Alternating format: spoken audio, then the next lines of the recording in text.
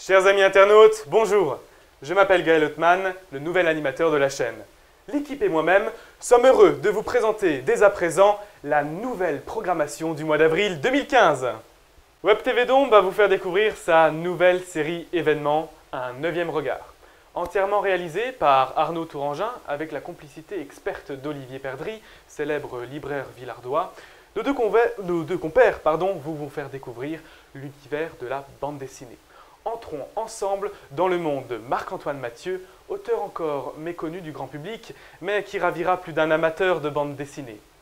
Vous retrouverez ce reportage en intégralité dès le 4 avril sur notre site.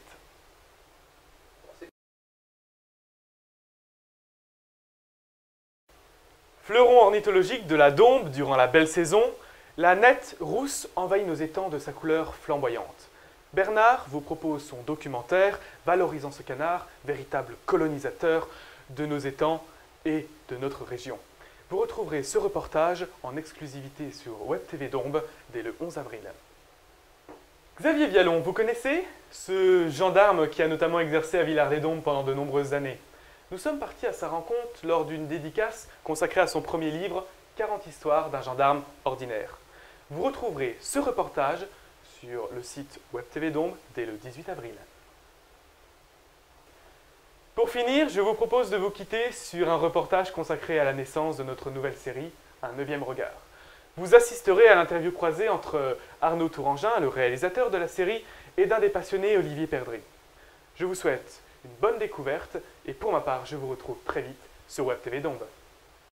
9e regard, si je me rappelle bien, l'idée est venue de quelqu'un qui est rentré dans le magasin un jour, que je connaissais de vue parce qu'on s'était croisés au cinéma à l'époque où j'y bossais. Et puis ce jour-là, quand tu es rentré, tu m'as proposé de voir si ça m'intéressait de parler BD. Et puis effectivement, de fil en aiguille, ça s'est mis en place parce que pour moi, c'était l'opportunité de pouvoir parler plus posément et plus à fond de ce qui me passionne, ce qui n'est pas toujours évident dans l'activité de librairie, dans l'activité du magasin de tous les jours. Ouais, c'était surtout aussi l'occasion peut-être de développer pour toi ta passion pour la BD, que moi j'avais découvert au fil des discussions, quoi. Donc c'est aussi pour ça que je suis allé te voir et que je t'ai dit, toi tu as envie d'en parler, moi j'ai envie de comprendre comment ça fonctionne parce que c'est un support que je connais pas et qui m'a toujours intéressé, mais que je connais seulement en tant que lecteur. Donc j'avais vraiment envie de comprendre un peu les mécanismes, comme j'essaie de comprendre un peu les mécanismes du cinéma, qui est peut-être un peu plus ma partie, quoi. C'est pour ça qu'on est tombé, on est tombé, il me semble, relativement vite d'accord sur l'idée de partir avec l'origine de Marc-Antoine Mathieu. Sur l'origine, c'est un livre qui, déjà de par son titre, tombait plutôt pas mal pour faire un pilote, pour faire un commencement. Et puis, pour démarrer, pour être à l'origine d'une émission qui va parler de BD, il me semblait que prendre un bouquin qui lui-même parlait de BD pouvait être intéressant. Donc il y avait une petite mise en abîme que je trouvais sympa. Ouais, et puis c'est vrai que cette bande dessinée, moi je la connaissais pas, hein, donc c'est aussi ça l'idée, c'est que moi je découvre des trucs un peu en dehors des sentiers battus. Alors qu'on fasse des grands classiques, certes, mais que de temps en temps il y ait des morceaux des séries de bandes dessinées qui soient réellement innovantes en termes de réflexion sur le support. Et effectivement, quand j'ai lu l'origine, je me suis dit waouh, c'est effectivement il y a ce travail sur la BD dans la BD, comme tu expliques d'ailleurs assez clairement dans l'épisode qu'on a fait ensemble, quoi. Il y a un côté faussement élitiste de par le traitement de cette BD.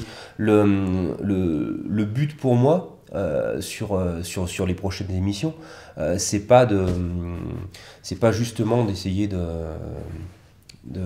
se regarder le nombril et puis d'essayer d'expliquer aux gens que la BD est un art suprême auquel ils risquent peut-être même de rien comprendre. Le but au contraire est de parler de tous les genres possibles et imaginables. Il y a de la BD pour enfants, il y a de la BD qui nous parle de notre enfance. On a des souvenirs. Moi je rêve de parler d'un classique de Giraud sur Blueberry, de Tintin, de la BD pour enfants actuelle. J'ai en projet j'aimerais bien qu'on aborde la série Les Carnets de Cerises, dont je t'ai parlé à l'occasion. Après, je vois pas de limite. Ça peut être autant un bouquin qu'une série ou qu'un auteur, un scénariste ou un dessinateur, une thématique. Il y a des noms qui fusent. En donner, ça serait en oublier certains, mais tu m'as acheté le premier roman d'Alan Moore il n'y a pas longtemps.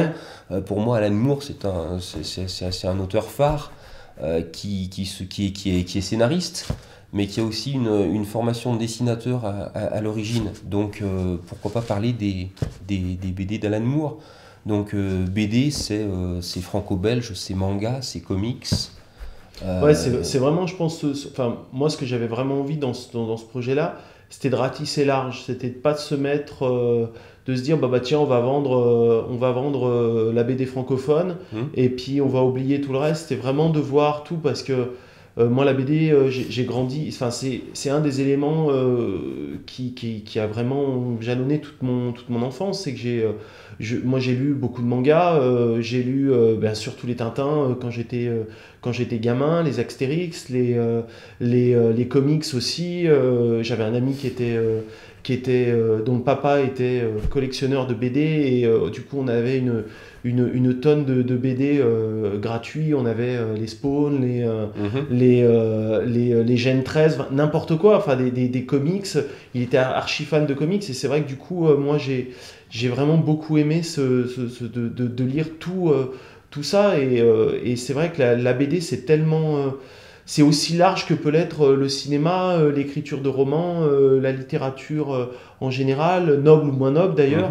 Et je trouve qu'on retrouve dans la BD ce côté très ample. Et c'est ce que je voulais faire ressortir dans un 9e regard, quoi. Ouais, mais je pense que c'est ce à quoi il faut qu'on s'attache, c'est ça, c'est traiter, ne rien s'interdire et traiter un maximum des aspects de la BD.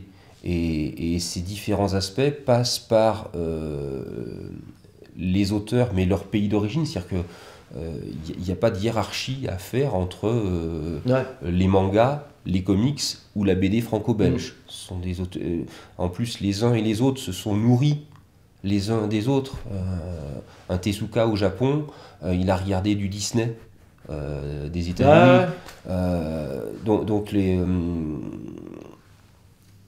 ça a pu poser problème à une certaine intelligentsia en France, à l'époque du Club Dorothée, d'importer du manga, et du coup on l'a réduit à quelque chose de pas beau, mais il n'y a pas de sous-genre. Enfin, ça reviendrait à dire que dans un pays, il y a des choses qui sont moins bonnes que dans un autre. C'est pas le cas.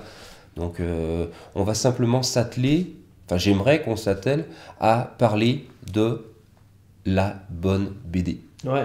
Donc on va pas perdre notre temps à dire ce qu'on n'aime pas. Surtout réussir à mélanger, enfin on en avait discuté ensemble, l'idée c'était de mélanger vraiment les styles à chaque fois qu'on choisit une BD, c'est de se dire on a vu un style, il faut qu'on se force à en voir une autre. On a vu une BD peut-être un peu élitiste, même si finalement je pense pas que l'origine le soit parce qu'il est ultra ludique à lire, même si au départ effectivement ça paraît un peu élitiste quand on commence à lire les premières pages et puis après dès qu'on plonge dedans on se dit mais c'est quoi la prochaine tuile qui va lui tomber dessus. Il y a ce côté presque aussi ludique qu'on peut avoir dans un Astérix ou dans n'importe quelle BD, on va dire plus axé grand public. Et c'était vraiment l'idée de réussir à prendre une bande dessinée et la BD suivante, la prochaine bande dessinée, ou comme tu l'as dit, la série ou l'auteur, nous parle d'un univers totalement différent et de rebondir ensuite sur encore un univers différent et en fait finalement montrer au plus proche possible toute la richesse de ce support-là que du coup tu vas me faire découvrir aussi au fil des épisodes, parce que moi j'ai une culture de bande dessinée mais elle est minime par rapport à par exemple ma culture de ciné qui est peut-être plus mon domaine de prédilection. Et c'est ce que je voulais moi, c'était faire un truc où à la fin de chaque épisode je me sente moins bête. C'est à chaque fois je me dis tiens, à la fin de cet épisode là, et j'espère que ceux qui regarderont nos épisodes se disent « Ah ben tiens, j'ai appris quelque chose ». Je me suis instruit, je me suis régalé parce que visuellement, j'essaye en tout cas moi de prendre soin de faire les choses visuellement, d'être très stylisé, d'être très propre, d'être très travaillé, et en même temps d'avoir un contenu qui porte la personne qui l'écoute à s'intéresser réellement à ce qu'on raconte et pas juste regarder une émission et l'oublier, quoi. Il faut qu'il y ait un après. Voilà, c'est important l'après. C'est-à-dire que moi, je sais pas si tu vois l'émission Dardar. Ouais. Bon, effectivement, instruire, élever, enseigner, apprendre, apporter. Oui, je suis pour, mais la chose la plus belle preuve du fait que ce qu'on fait marche serait qu'on donne envie tout simplement aux spectateurs de lire ce dont on a parlé. Parce qu'en fait, mon image à moi sur ta caméra, ça, au mieux, ça n'a pas d'importance pour moi, et au pire, c'est même plutôt gênant. Ouais. La seule chose qui compte pour moi, c'est qu'on parle de ces bouquins-là, de ces œuvres-là, de ces auteurs-là, et que les gens aient envie de se plonger dans ces histoires. C'est un peu, pour moi, cette émission, ça doit fonctionner un peu comme si tu veux une adaptation au cinéma d'un livre.